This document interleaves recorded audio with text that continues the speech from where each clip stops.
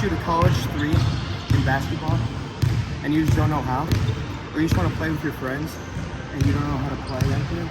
Well, I'm Jacob and I study exercise and health sciences at Virginia Tech, and I'm going to teach you how to shoot a three-pointer from the college three-point line today.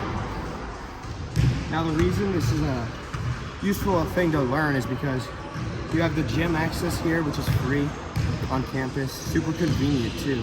You can just walk to it, which is why I think it's a good, free, convenient activity for you to do with your friends any day you have time, and it saves some money too. Now, we'll be focusing on three main steps. So we're gonna have good hand placement, and we gotta make sure we plant our feet at the rim, looking towards the rim, and a proper ball release.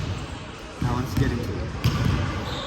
So, starting with step one, we've got to make sure that our hands are placed correctly. So our guiding hand, or our dominant hand, for me it's my left hand, is going to go under the ball right here, and pretty much center. It could be slightly over. For me, it's slightly over to the left. If you're dominant right-handed, it'll look something more like this. It might be slightly more to the right side, maybe slightly off center, but try to keep it as close to the center as you can. And then your other hand is going to be your guiding hand. So it's going to be on the center, but on the side here. So that makes sure that the ball doesn't wobble, fall off, or anything. It helps keep it straight during the shot, while the dominant hand gets at the power for you to release. Now, for step two, we have to plant our feet. So over here is the three-point line, the college three-point line. You got to make sure your feet are before it. If it's on the line, it won't count as a point. So make sure your feet are just before it, so you can be as close to the rim as possible while getting the 3 points.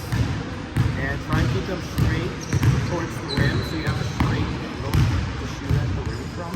Because if you're off to the side a little bit, it could make your shot go more right or left and not be effective. So that's why you got to keep them straight. Try and keep your toes pointed. And they could go inwards a little bit to kind of help. They're kind of helping. They'll both point at the rim at the same time. And then after you have that down, you just have to make sure you have a good release. So for your release, you have to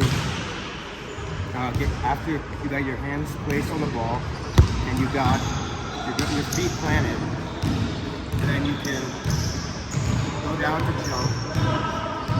You crouch down, and then as you do it, you get your arms ready to swing up and go with the motion. So your arms will swing with the ball, and the jump and your legs will go together in unison to have a flowing shot together. So you go up, and then you can flick your wrist at the end to get some backspin too, which can help it roll into the rim. Even if the shot is not perfectly on target, it'll help it bounce in a little bit more and give it a little bit more power as well. And then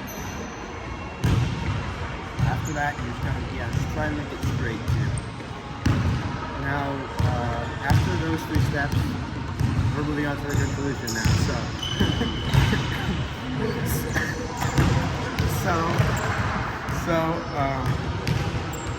We just gotta make sure, remember, keep good hand placement, plant your feet, and release the ball properly.